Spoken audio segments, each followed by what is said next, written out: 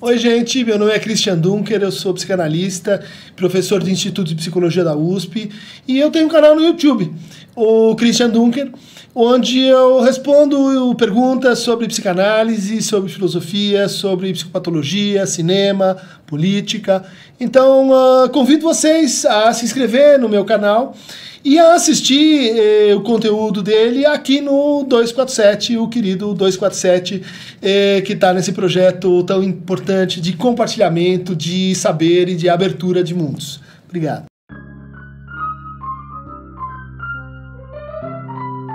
Bem-vindo ao nosso Falando Nisso, nesse canal YouTube, em tempos de coronavírus. Falando hoje com um conjunto de professores, professoras, que me escreveram assim do Brasil todo, pedindo, fazendo comentários, uma consideração sobre a nossa prática nesse momento em que nossas crianças, nossos adolescentes estão em casa e devem estar em casa. Quem não estiver em casa, volta para casa rapidinho, porque é lá o seu lugar até passar esse coronavírus, né? Essa crise, essa pandemia mundial. Eu começaria lembrando que a atividade do professor é uma atividade curiosa, porque ela envolve uma colocação em cena do nosso próprio desejo em relação ao saber, desejo em relação à transmissão, desejo em relação a que um outro mundo seja possível. O educador, não gosto muito de generalizações desse tipo, mas ele é um reconstrutor da própria experiência, porque afinal fomos todos um dia alunos, estudantes, e aquele que decide continuar é aquele que vai ficando, que vai dizendo assim, puxa, mas isso pelo qual eu passei, eu posso fazer melhor, eu posso reconstruir isso em mim de uma outra maneira, passando agora para o outro lado. Essa lógica, ela se aplica também, e aí tem uma afinidade de nós educadores com nós psicanalistas. Os psicanalistas também passam por esse processo, né, que é a sua própria análise, descobrem como a sua experiência foi perdida, macerada, adulterada, deformada, e que ela pode ser reconstruída pelo tratamento. E depois que o tratamento termina, a gente fica com essa ideia de que, puxa, quero de novo, quero dar mais uma volta no parquinho, né? E daí vai ser e atender os pacientes. Nessa situação, então, a gente é convidado a reinterpretar o mundo junto com os nossos alunos. Estamos todos afetados por esse parênteses. Estamos todos num estado de cura. De cura no sentido de que a vida normal, ela se interrompeu, e o que a gente está tentando produzir é uma reconstrução, é um suplemento. Então isso precisa ficar muito claro, né? Para educadores, para coordenadores, para donos de escola, para associações de escola. Nós estamos fazendo um suplemento. O que é um suplemento? Diferente de um complemento, que é assim, olha, a gente tem uma totalidade, opa, tá faltando uma coisa, a gente vai lá e põe aquilo que complementa o que estava faltando. O suplemento é diferente. E ele mantém aquilo que estava faltando e acrescenta algo que pode ser útil, mas acrescenta. Ele é um suplemento e não um complemento. Ele não fecha a experiência dentro de si mesmo. Você que é educador, você deve estar às voltas, como eu, com a aprendizagem, um manejo de tecnologias de ensino, com plataformas tipo Hangout, tipo Google Teams, tipo Zoom, que às vezes funcionam, às vezes caem, às vezes a gente não sabe mexer, às vezes tem recursos ali que poderiam ser muito interessantes. A gente vai aprender, mas não suponha que você precisa responder num nível de domínio da técnica que você não tem. Ou seja, a gente vai entrar em contato com isso e a gente vai fazer o possível nessa situação. Segundo ponto, né? As nossas aulas online. A gente vai responder dúvidas. Eu tenho tido experiências interessantes com os meus alunos da USP, né? Falo um pouco, recebo uma série de perguntas, respondo algumas, não respondo outras. Só que a situação é outra. Não tem nada que ver com uma sala de aula. Né? Por quê? Porque a linguagem é diferente, porque o tempo é diferente, porque o escopo é diferente e porque nós estamos diferentes nessa situação. Primeira regra, aceitar e acolher essa diferença. Começar a trabalhar a partir dela. E não a partir de um estado que supostamente alguém já resolveu e já está então entregando e colocando as suas aulas num regime assim de normalidade. Outro ponto importante aqui, quem dá aula sabe o quão difícil é quando você vai dar um curso pela primeira vez. Quando você tem que planejar o curso. Quando você tem que pensar quais os autores, de que forma, quais as perguntas, mais ou menos o que vai acontecer. Por isso todo mundo diz, olha, peguei mais aulas no ensino universitário, peguei mais aulas, mas são matérias que eu já dei outras vezes e tal, tô tranquilo. O outro diz, peguei mais aulas e eu tô louco, porque são 3 matérias que eu nunca dei. Nessa situação a gente tem que olhar para esse suplemento e dizer assim, são 3 matérias que eu nunca dei, que eu vou começar agora a dar do zero. E olha, quem vos fala é alguém que tem uma experiência com produções audiovisuais, o apoio do Bully, da Helena, da Cris, do Marco, um monte de gente aqui já está há anos, né? Como é que põe a luz, qual é o tempo que a gente faz, com que textura, com que mensagem, que tipo de repetição a gente pode colocar que não fica cansativo. A gente não sabe isso. A gente não sabe, a gente apanha aqui toda vez, né? Uma palavra mal posta. E aí vem aquela fantasia. Vai ficar gravado para sempre. E redobrada, porque os pais vão ver.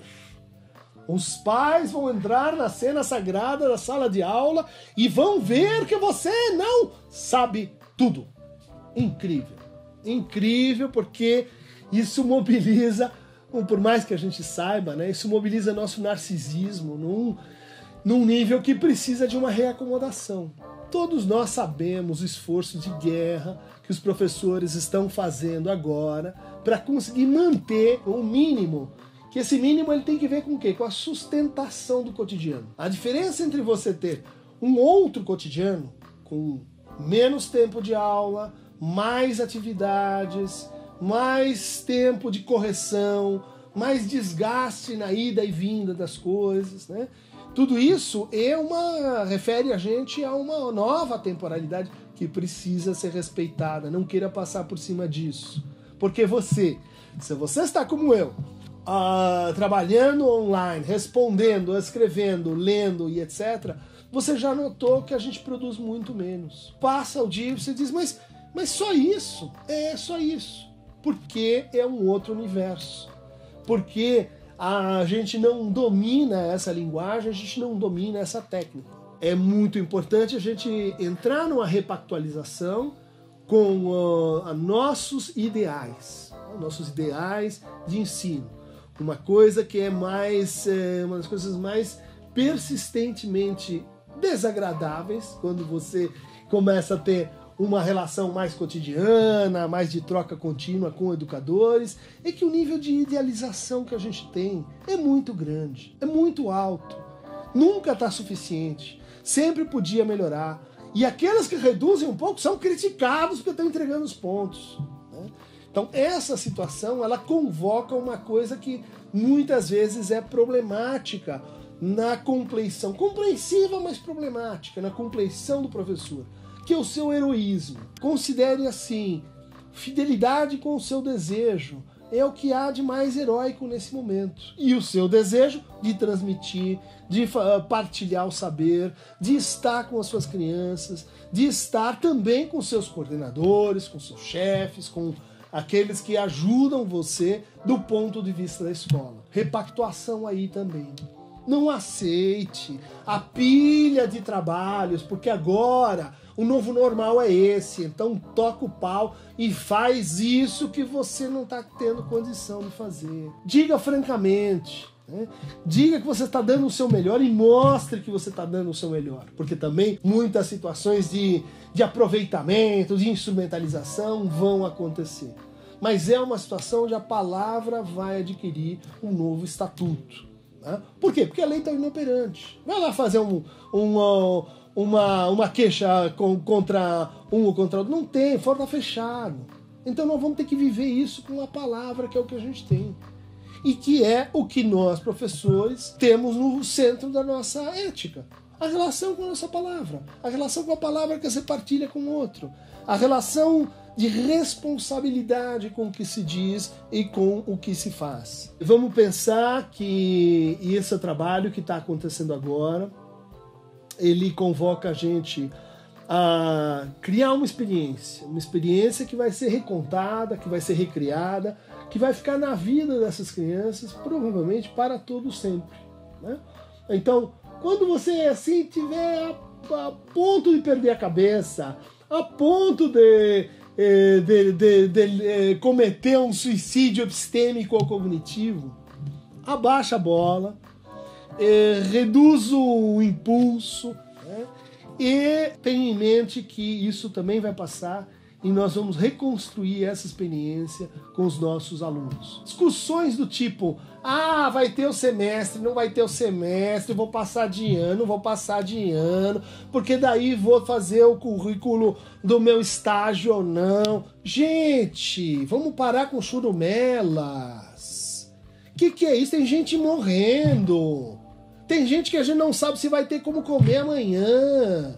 Suspende certas conversas que não vão ter fim, a não ser que a gente chegue num acordo. Se é aula mesmo, se não é aula mesmo. O que importa? O que importa? A soberania agora é para a experiência. Estamos conseguindo, tem uma prática boa, aqui tem uma solução que se mostrou eficaz, vamos generalizar, vamos dividir, vamos compartilhar.